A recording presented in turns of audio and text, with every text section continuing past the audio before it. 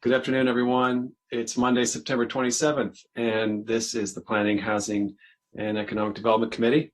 And we're meeting today to take up 3 items.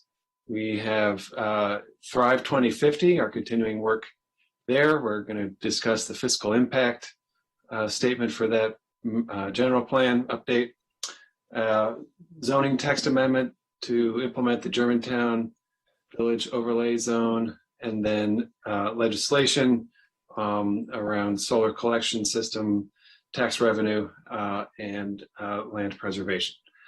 So we have the first segment on Thrive. I imagine we'll have a large group of participants, and everyone's invited to turn on their cameras. And Glenn, I'm going to turn it over to you and to Pam. Well, we can proceed in. I just want to preface this by saying, as I said when we last met, I'm a little skeptical of the value of conducting this exercise. A fiscal impact statement of a master plan is one thing. Even that, I think it's sort of good to know, but it's hard to know what to do with it exactly, because we don't know how development's actually going to play out, and so we don't know what decisions we actually want to make with infrastructure. And I think the same is true for Thrive in general. There was an interesting comment, Glenn, in your packet where you said, if you didn't say this exactly, but if the existing general plan's development pattern does not really happen, and it is somewhat replaced by Thrive's development pattern, then theoretically it could be a wash fiscally, because infrastructure intended to serve the old model would be, supplanted by infrastructure intending to serve the new model. I don't know what more we could really say than that, to be honest. I think it is useful for us to think at a very high level about whether we're envisioning to grow in a way that is more or less costly. And I personally think Thrive is intending to grow in a way that's less costly. It's less of an exurban model of development. It's intending to push us in towards reusing infrastructure and prioritizing existing growth corridors and things like that. So it seems to me that it ought to, it reflects a fiscally responsible vision of how to grow. And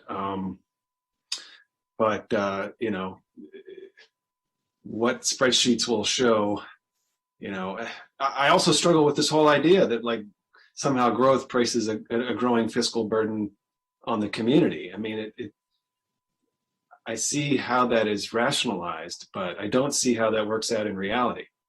What I see in reality is communities that aren't growing are frankly declining. And, the fiscal burdens are worse in communities that are declining than in those that are growing. And I think it's pretty stark, the choice between those two, in the real world. And what we see here is a plan to accommodate the future growth and vibrancy and success and prosperity of the community. And if we have growth and success and prosperity, then we'll be in better shape than if we don't. And not allowing our population to grow is a certain recipe for decline and strain and difficulty. I don't know how that would, and yet from a fiscal impact statement, that might model out better. So I don't know what to make of it all. But with those comments, I'll turn it to council staff to perhaps make a different case. Glenn. Thank you very much. I'll respond later. I don't want to interrupt the flow of this. This is a requirement of the county executive's branch of government to do a fiscal impact statement on all master plans, and the general plan is Thrive is a master plan. So they've done this, and what I'd ask is that you let Mary Beck and her staff and other executive branch staff who were invited, if they're part of the presentation, to give the presentation all the way through, and then open it up for comments from the planning board and staff, for myself, of course, questions from you all. So if you can, I'd like to turn it over to Sure. Mary.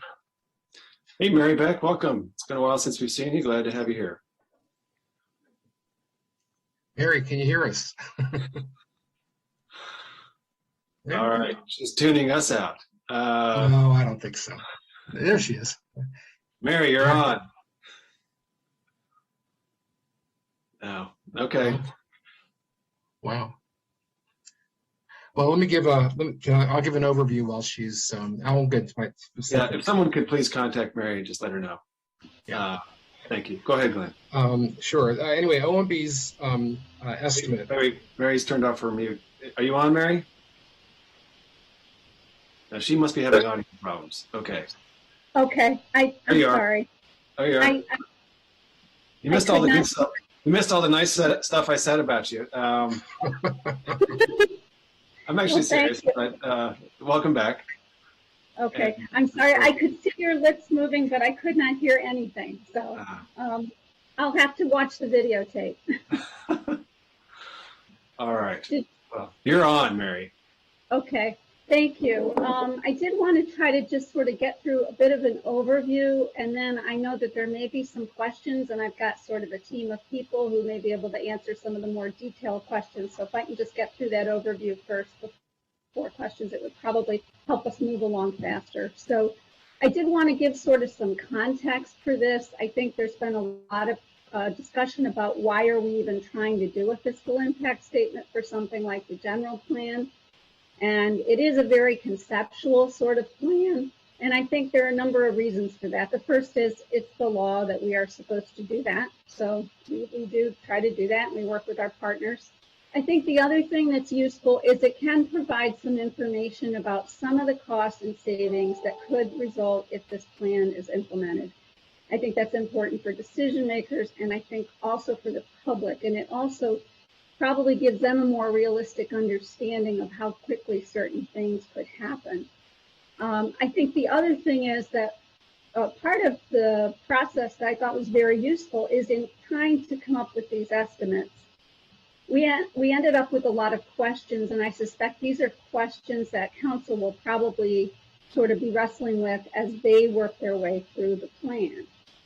I did also want to be clear about what the plan is not, or the fiscal impact statement is not. It's not perfect or comprehensive. We're not pretending that it's captured everything that could be related.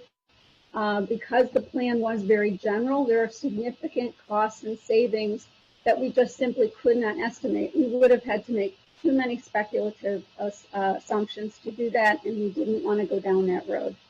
So I think that the usefulness of this document is more in terms of general direction and orders of magnitude of the information, and council can use that as part of their thought process.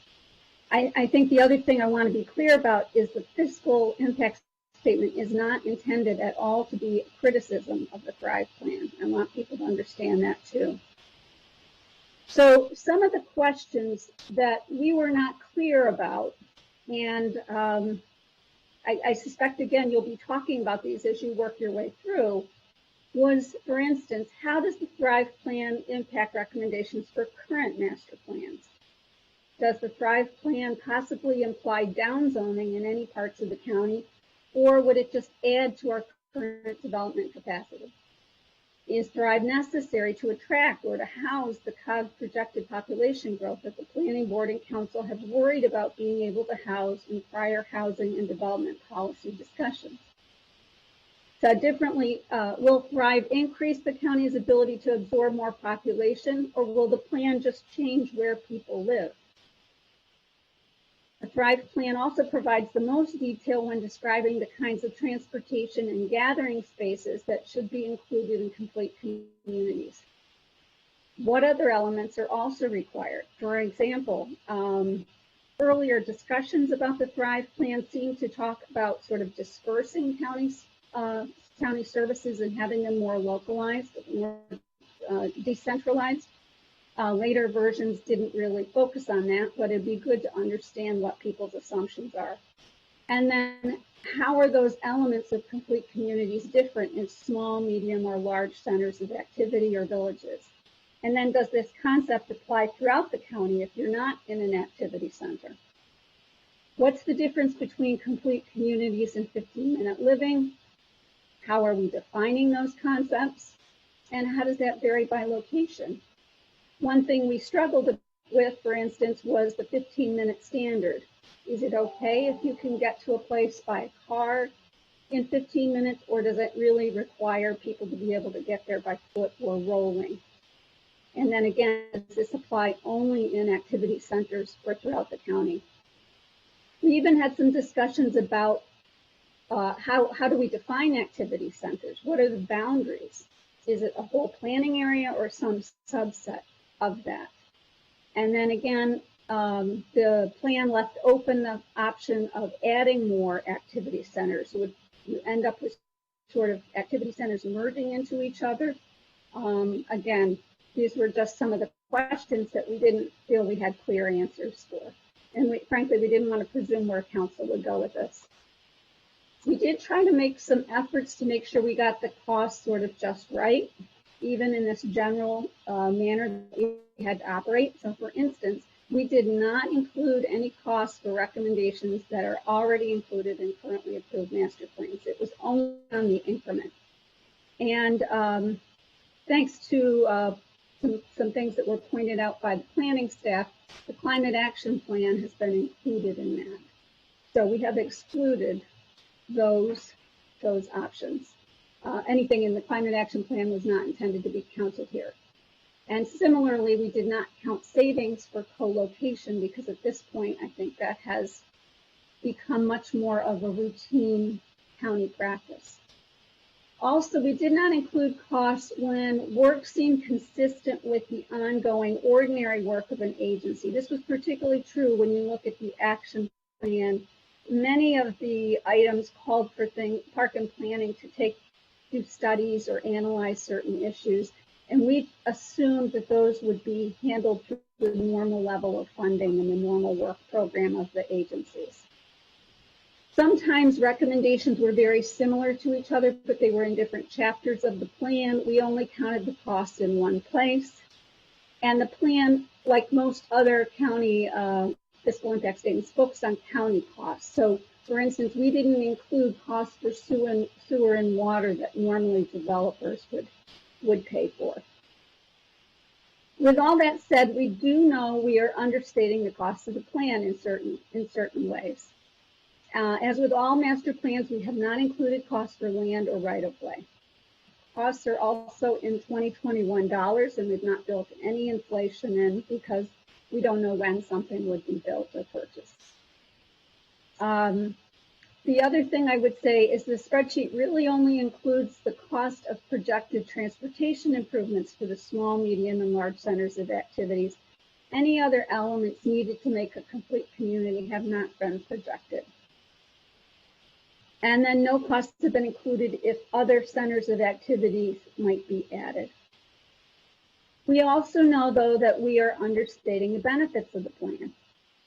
Without knowing what type of development would occur in the county, it was impossible to project property tax revenue growth. We would have also had to be able to project that growth under current conditions. So we chose not to go down that road. We felt we'd have to make too many assumptions that people could have problems with, and we just did not do it. We just are stating that's a gap in the analysis. We know other revenues are likely to grow also, but again, a lack of information makes it hard to do something credible. I know one of the things that we talked with planning staff about was stormwater management savings. Might there be some savings related to Thrive? And I think that in many cases, no, because developers have to pay for stormwater management based on current conditions, but there definitely could be instances where if we have current problems and development would not occur without Thrive, then yes, there could be some savings due to Thrive. It's just difficult to project what those would be. So in terms of how we developed the fiscal impact statement, we formed a group early in the summer that included council staff, park and planning, OMB, and county executive's office, as well as input from many other departments. And we worked together on this over the course of those months. And we basically looked at this sort of through 4 lenses. The first thing we did was we made a list of all of the recommendations in the plan and developed a spreadsheet to look at how we might project those costs or savings for countywide. And I'll get to the analysis results on that later. The second thing we did is the complete communities analysis was a bit of a challenge because we did not have the time or money to really do an in-depth analysis of the whole county. So we looked at 2 activity centers, Aspen Hill, which was identified as a small activity center, and Silver Spring, which was identified as a large center. And we wanted to choose centers that had not had their master plans updated recently, because I think a lot of the concepts that Thrive is talking about are ones that have already started to be incorporated into more recent master plans. So we focused on 2 areas that had not been updated lately. The third thing that we did was we tried to identify what gaps might exist in terms of county libraries, recreation facilities, and parks serving the centers of activity. The plan was most clear about what it wanted to see related to transportation and gathering spaces. And we took gathering spaces primarily to mean libraries, recreation facilities, and parks. The fourth thing that we did, and this was the one that I think troubled people the most or caused the most angst, and this one was trying to look at population growth that might be attributed to Thrive. And I want to be real clear, we did not say that a particular amount of the population growth was definitely attributed to Thrive. There's no doubt some population growth would occur without Thrive. But we have done some analysis that will allow council, based on how you interpret the goals and the outcomes of Thrive, or whatever plan you settle on, what those might mean in terms of population increases and how that would play out from a fiscal perspective. So just to focus on the first level of analysis, which was a detailed itemization of all of the recommendations in the plan and in the action plan. And this is listed in your packet under Appendix A1. It begins on Circle 15 and goes to Circle 30 with some assumptions identified on page 14. Again, when you would look at that detailed spreadsheet, you'll see many items do not show costs. And the reason for that was mostly either because of duplication, a similar thing was stated in another chapter, or that it was related to things that were already included in approved master plans, ongoing work, or the climate action plan. Or we just didn't have enough detail to do a reasonable estimate. So when we looked at all of that, in summary, we identified over $8 billion in one-time county costs, and those would have actually been higher, except that we had over $2 billion in one-time savings that were identified. We'll talk a little bit more about those in a minute. There were also ongoing costs that were identified, about $425 million, and then ongoing savings of about $3.1 million.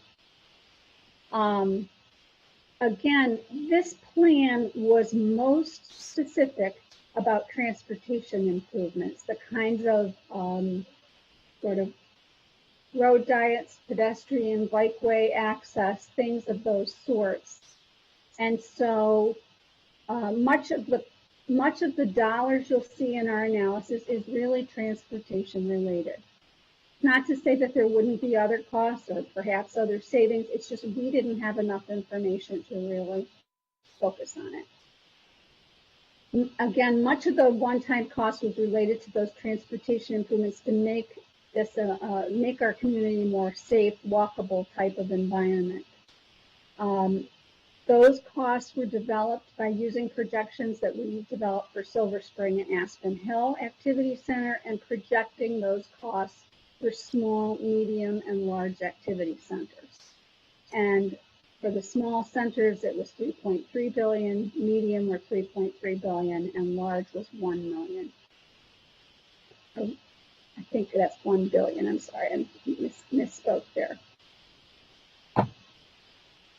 Again, we did this by keeping in mind that most of the costs were going to come from activity centers that had not had their master plans updated lately. So for instance, of the large activity centers, of which there were 9, there were 5 that had not been updated lately: Friendship Heights, White Point, Great Seneca, Science Corridor, Glenmont, and Twin Brook.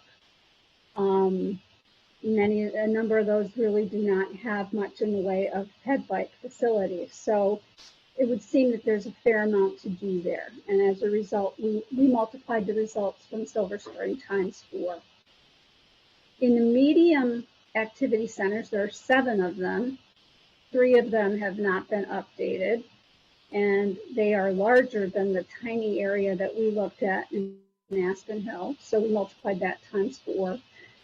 Damascus in Kensington, Montgomery Village are 3 small areas that out of the 7 activity centers, and we multiplied those times 4 as well. We did not add any costs for the villages. Again, there's a lot of questions related to what level of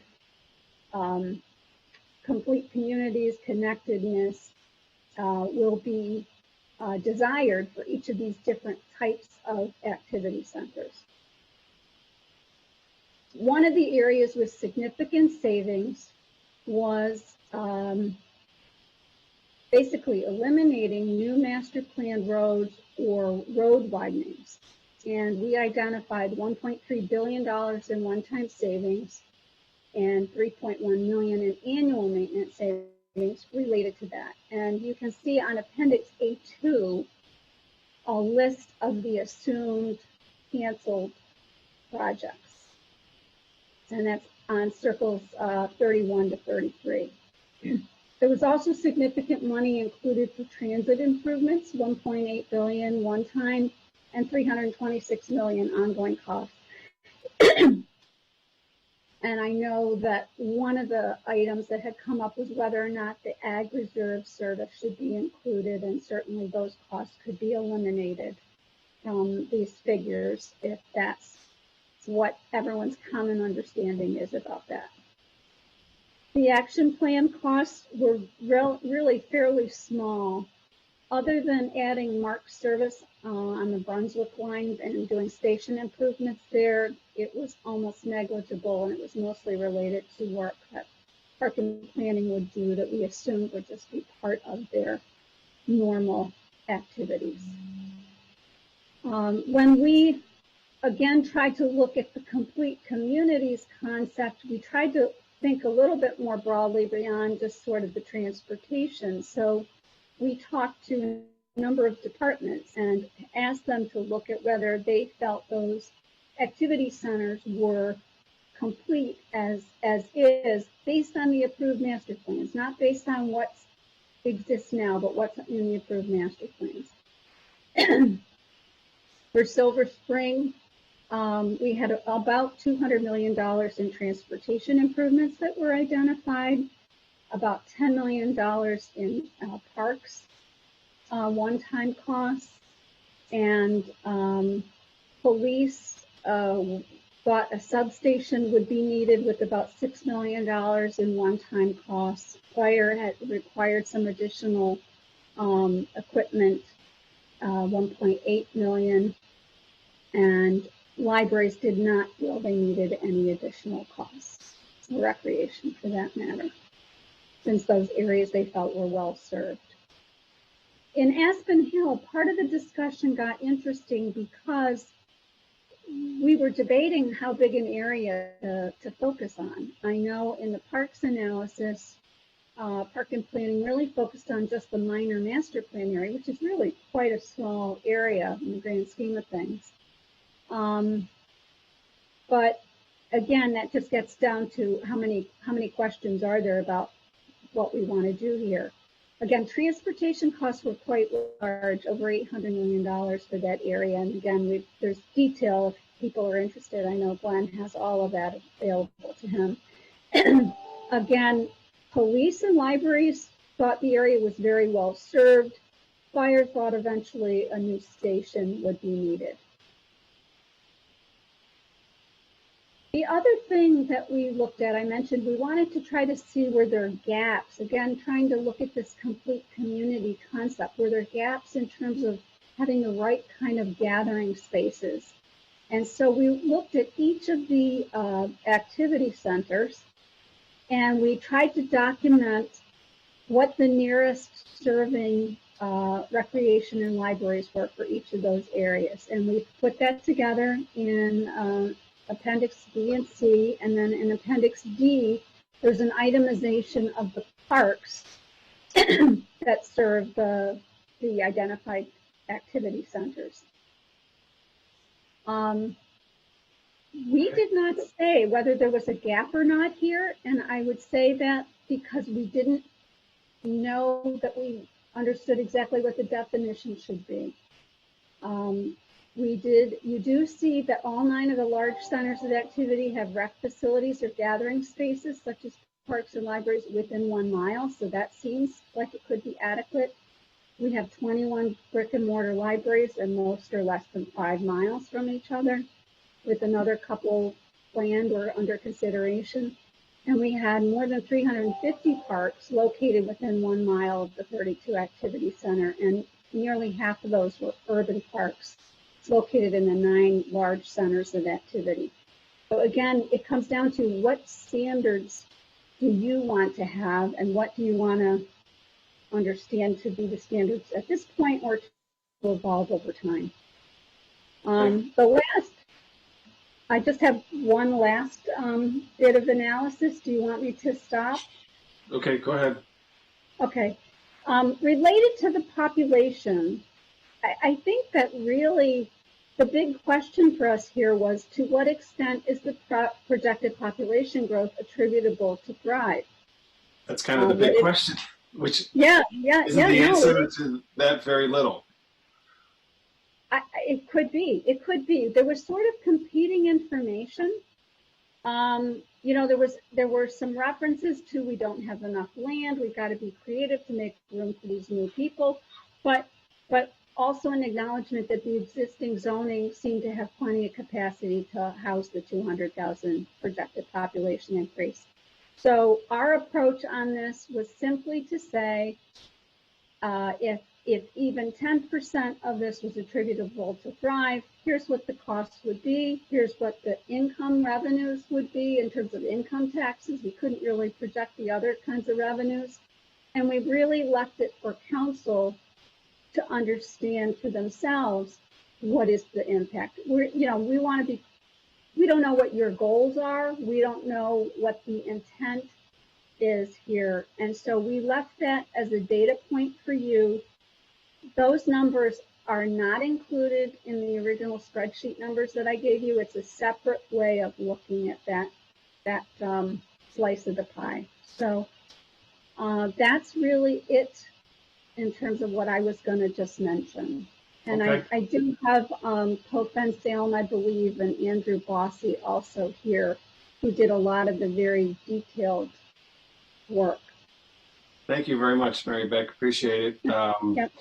I just have a quick comment. Councilmember Dwando has a question or comment, and then we can hear briefly from planning and then go to staff. I mean, I think the core question is, our estimate of 200,000 future residents is based upon demographic analysis. And, what would be the cost of providing infrastructure for 200,000 more people? without Thrive, under existing models, hard to know. I mean, I don't know that we're going to downzone anywhere. We don't really do that. Development just doesn't happen where, it's not wanted. People don't want to build it, I guess, and where people don't want to live. And Right. so it's hard for me to see how Thrive specifically costs more than what we were going to do anyway. I think you could say, well, actually redeveloping, old roads like 355, that's expensive. And so we should know that going into a kind of a more of a redevelopment vision could be more expensive from that slice of it. But on the other hand, you're not building large highways out to nowhere or something like that, so it's just sort of imponderable. And I think at the end of the day, the county is going to continue to grow, and this is an approach that attempts to make life here better and, to grow in ways that are more sustainable, more enjoyable, more equitable. And I don't know what more there is to really say about it than that. Not doing Thrive does not mean that it will be cheaper to live, to meet the needs of the people here. It could be more expensive. Councilmember Jawando, and then Craig Rice as well. Thank you, Ms. Beck and your team. It's hopefully evident to the millions watching at home. Since Councilman Rice here, I'll break it out of the bag. How hard this is to try to figure out, and I think appreciate the efforts of you and your team. Increasingly complicated because there's like policy questions embedded in each potential fiscal node or item. For example, you raised the issue of bus service in the ag reserve. Grayson and I were, and Councilmember Reamer and others were up at the Poolsville Day couple weeks ago, in the very well organized Fair Access Committee. I remember there was an op-ed in the Washington Post maybe a year or two ago that I think the title was "The Dark Side of the Ag Reserve," and it talked about how there's no access. There's very little bus access. To other parts of western Montgomery County, and that could be said for other parts of the ag reserve. And so when you take a line that has been clarified by planning out to say, as is suggested by staff, to say, well, we don't really mean access. We just mean promotion of the ag reserve. We don't mean physical transportation of it. I don't know if that's the right policy. It's a great area. And I certainly enjoy going up there, but I think we do want to encourage and enable more access to that area, and for folks to be able to use some of the great, beer and wineries and nature and culture and arts and everything we have going on up there. So, and farming, obviously. So I think to remove that and say, no, we don't plan for any expanded bus transportation seems to me, at least on its face, not to be the right policy for both residents in Western Montgomery County, for example, that would like more bus service, also both as an equity issue to be able to get to and from. I guess my question on that point would be to you and our staff, whoever wants to chime in. Am I reading that right? Is that what we're saying? To remove it from the analysis, that we don't anticipate increasing access by increased bus transportation? Well, I don't think what we're first of all, on the transportation point, we're not suggesting that we shouldn't have better transportation access to the ag reserve, only that as far as the scope of this plan and that language, what we're talking about is not let's expand bus routes or transportation access. What we're talking about is accessibility. And I think it's a little bit, if I could just expand on the clarification that I think Gwen and others have provided. Yes, it's about marketing and promoting, but it's the fact that there's a lot of land in the ag reserve, including public land, that you're not even allowed to visit. So we've acquired parks, for example, in the western part of the county where you're not even allowed, you can't even ride your bike on a trail in the park. Forget about taking a bus there. You're not even allowed. There's basically stewardship acquisitions, conservation parks, where you don't physically have any point where you can park your car, no trail access, no picnic area, no campground, no nothing. And so one of the things that we're saying here is we need to provide better access to the land, both public and private. And you mentioned wineries, for example. That's another example where I think we feel that it's important to expand opportunities to do things on this land and physically visit the ag reserve, or give reasons to people to visit the ag reserve, in order to make access to that area of the county possible and to make it relevant to everybody in the county. Now, your point, I think, is an excellent one, which is there's some people that are going to have a hard time driving there, even if they're allowed physically to get onto some of these public and private properties, whether to go to a winery or to pick apples or to go on a hike or have a picnic or go camping or whatever it is. But before we can even get into too much of that, you have to confront the fact that the ag reserve has not been planned and implemented in a way that's conducive for most people in the county to be able to use it, appreciate it, visit it in all the range of things that it has to offer.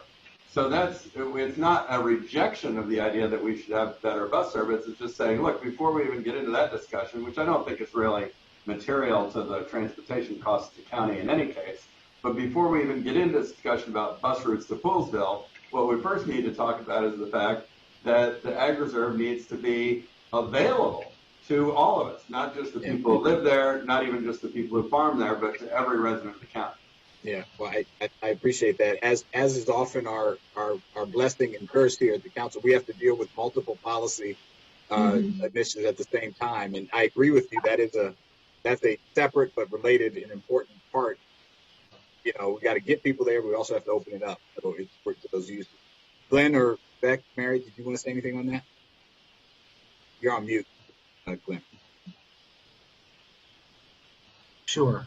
Yeah, first of all, we were just strictly trying to accurately reflect what the planning board meant. And Ms. Wright actually made it pretty clear that we were talking really about awareness, not so much physical access of adding buses. And so in my calculations in my packet, I basically say we should deduct from the costs of Thrive $123.6 million associated with additional buses running up in that area, and also about $16 million in operating costs.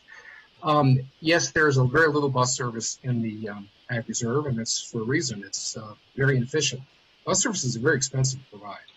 And frankly, the only reason why there's even a bus route to Poolsville is because it's considered to be a lifeline service by DOT.